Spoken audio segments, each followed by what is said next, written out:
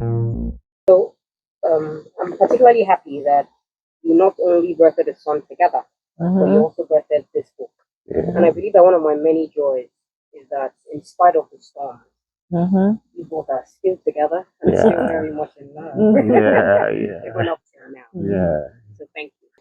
So I'd like to, take it beyond both of you who clearly walk this journey very closely and go to your outer circle. Mm-hmm. Were there times that you actually felt misunderstood by people around you? Oh yes. There were times, many times I was misunderstood by other people around me. And particularly, let me say by church members. I see people that I am not so close with, and maybe we just say hello, hi, how are you doing? And they just walk up to me directly and say, have you done IVF?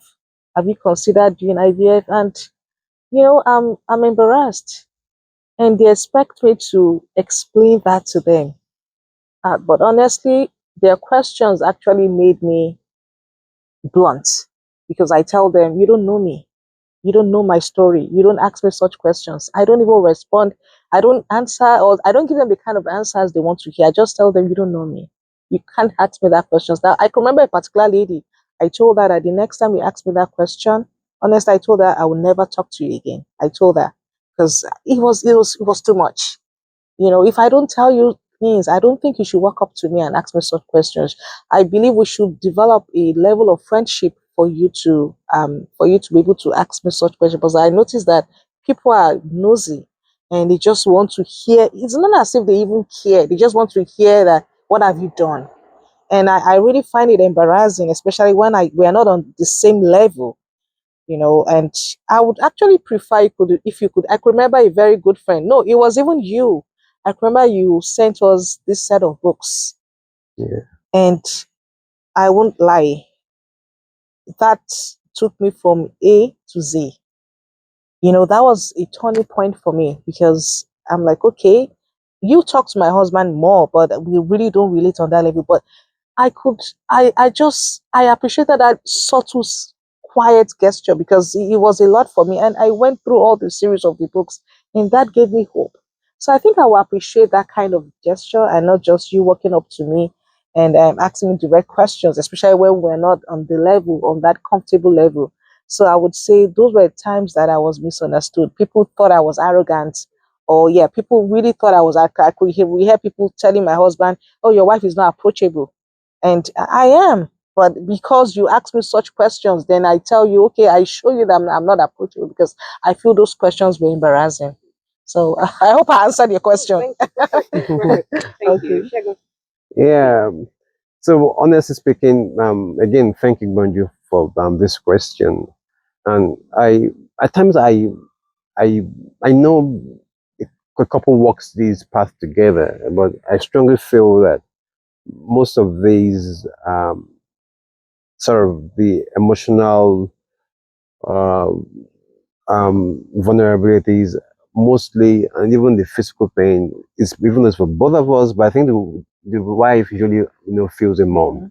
For some reasons, it could be cultural, it could be what you or whatever you have. But people tend to just, without even thinking about it, just bring out the man from the equation and sort of, paint everything up upon the woman, as if the woman is the only person that is responsible for for fertility or lack thereof. So that being said, I didn't go through the range of emotions and the range of things that Bukola went through, obviously.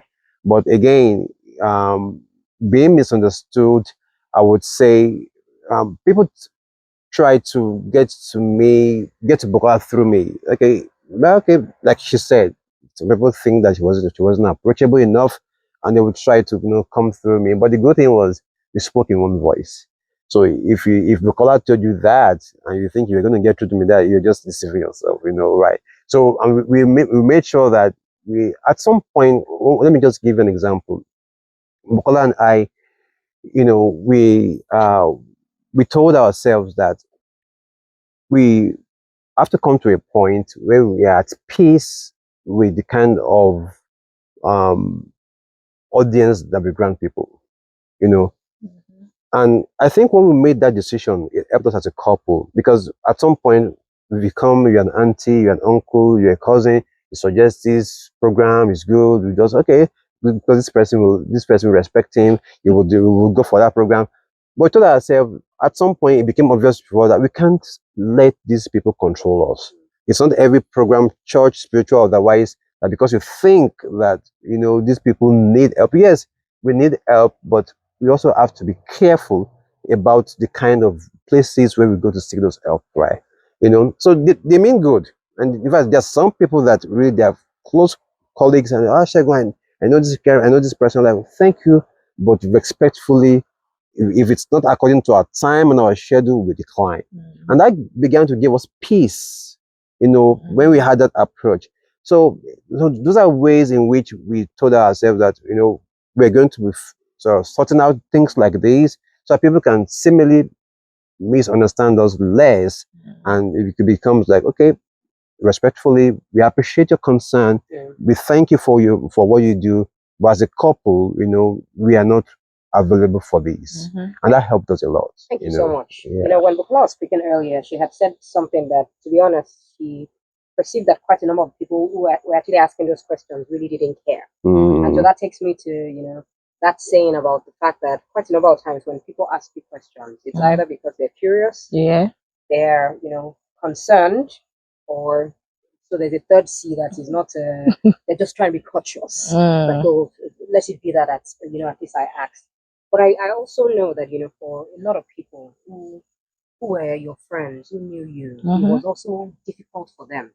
And so it's also particularly important that both of you have highlighted that sometimes it's not only when people speak that they're doing something. Yes. Sometimes people pray behind closed doors. Yeah. Sometimes people can do the smallest gestures. There's a quote that I like, and I'll say it here, that sometimes we underestimate the power of a kind touch, a kind word, a hug, a gift, all of which have the power to transform a life. So it's thank you for mentioning those books. By the way, if anyone is wondering what resource that is, I believe the book is The Waiting Room. Yes. By you and Zacchaeus, yeah. Thank you so much. All right. Right. So in your book, you talk about faith. How did this journey of uncertainty, test your faith or your beliefs in God? You want to go first? Yeah, I can go first. Yeah. So thank you so much for that question. So how did these test our faith in God? The good thing about faith is that it's almost um an attribute that evolves over time, right? So initially, when this journey started, we um we got it hard, especially after our first series of failed IVFs. At some point, my wife mentioned just a couple of months ago that she was angry with God, and and that was not lost on me because I saw and I was part of this whole, you know, scenario, and I know where she's coming from. So honestly speaking, yeah, I believe that the fact that we at some point, lost what I would call faith, quote unquote, does not necessarily mean that we lost touch with God. You know, we as humans, there are things that we go through that tend to test the limits of our faith, and one of such is what we went through. Especially when it seemed that saved, we tried everything, and what seemed to be the last resort, of hope, as the case may be, right in front of our eyes came crumbling down. And we told ourselves, what next? You know. So at those moments, honestly, it felt like our faith was shaken, to put it lightly. We prayed, we fasted, we've done programs, what was happening was God not hearing us. Even if it is, or it was that you wanted us to learn a lesson, what lesson did you want us to learn? So these were the questions that were going on in our mind and tested us. But as Lord will have it, the good thing is that when one person is fighting, it's usually much more difficult. The Bible says that it's good that two lie together. One will help the other when one is down. That's what exactly happened like this. There are times that Betty was down, I was there to hold her hand. She took the for example, when I would be the one praying and she was just numb. And at other moments, it could be the other way around. She could be the one that was strong, that would encourage me. That's the advantage of having two people that work together with God and know God being in this battle.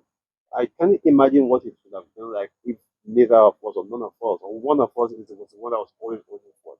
It would have been much more challenging. Let me stop there and perhaps Paula may want to add to that. All right. I think I would like to take this from the angle of the Bible that says that faith is the hope of things not seen. And when you keep reading that portion of the Bible over and over, that what hope of things not seen, keep hoping for something you have not seen. I think at a point in time, it gets you begin to doubt it that when will this hope be seen? And when you don't find it, then it begins to look as if probably this may not happen. And you go through scriptures and say, well, some people hope for some things, they never got it in their generation, but maybe it happens to others. You just begin to get confused with so many things. So I would say that at a point in time, I was thinking that personally, there was really nothing more for me to hope for. But let me just live my life and said, God, I won't put my mind again on that. It happens fine, but I won't keep hoping or praying about it. And the funny thing about this is you pray for other things and they're like, become like that. But just This that one one thing. particular thing that matters the most to me or us, it won't just happen. So we begin to wait that God, can you take this away? Because I've always had a fantastic career. Because can I switch? But you can't do that. You can't just do that. But God sees my heart that a lot of times I wish that, okay, God, can you take this and take that and give me this? But so I think that's how my faith was tested. But most times I always get my strength back in the word of God. And when you hear testimonies of people that have gone through that road, and then you see the children or the child God has given them, it really, really helps my faith. And also, my husband has always been a constant encouragement. He will tell me whether you have kids or not, whether we have kids or not, we are still together and we love each other. And all of these things I have mentioned that it always helped me to update my faith. Thank you. Right. So on this long, lonely tortoise journey, were there times that you almost gave up? What were some of the things that helped you hold on in spite of everything that seemed so bleak? Thank you for that great question. So there were many times that I wanted to give up, especially times that um, I had failed IVF cycle or I had miscarriages, and it looked as if this is not going to end. Is either it leads to miscarriage or it fails. So at those moments, I felt that enough is enough because counting to first IVF, second, we had inseminations before that. And then we started the IVF cycles 1, 2, 3, 4, 5, 6, 7, 8, and then the ninth one clicked. So yeah, there were times I really wanted to give up. I'm like, okay, after this, I'm done. After this, I'm done. Then it became surgeries after surgeries. I had the first um, fibroids and endometriosis surgery. I had the second one. I had so many procedures. I had a surgery to took out my the right tubes. It was just a lot of things, and I'm like, when will this stop? Because it's like from one thing to the other, they're gonna see something else. Oh, you have cyst, you have this. So at a point in time, I'm like, you know what, I'm done. At least if I have life, I have a good life, I'm fine.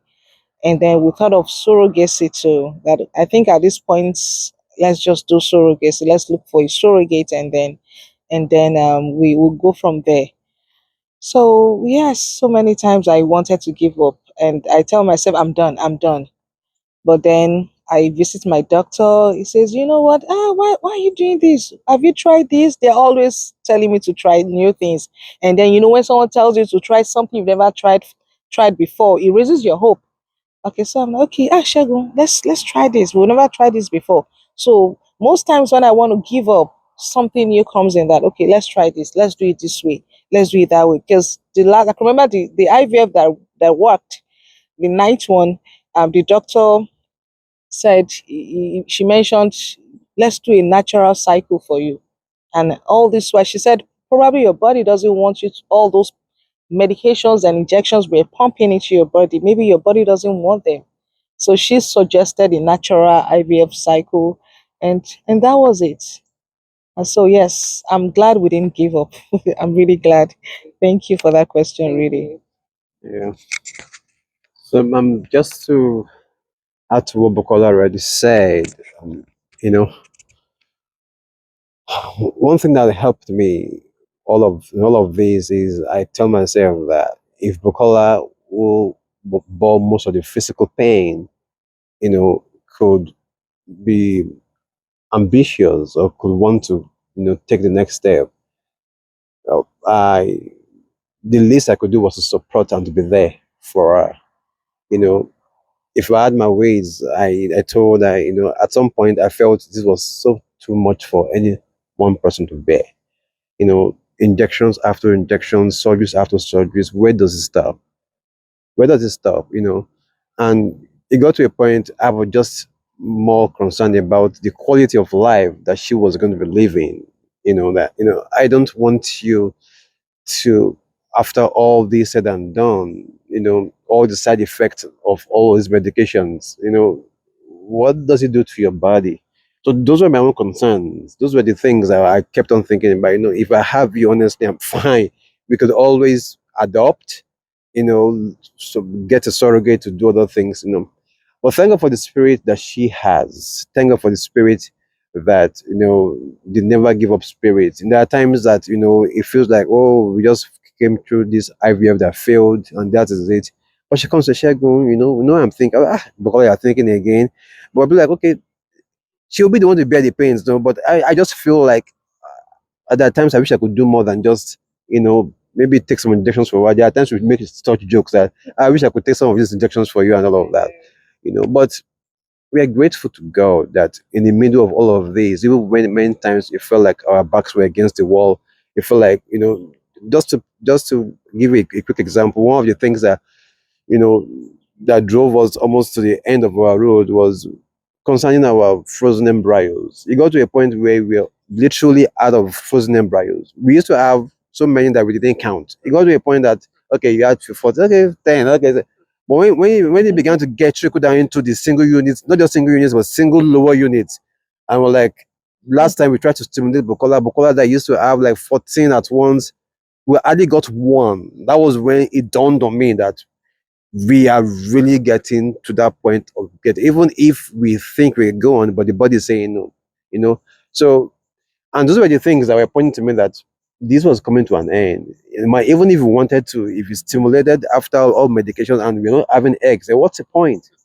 And it was just at that point when it seemed as if there is no other way. One of the last few embryos was what God, eventually breathed upon to bring up our child.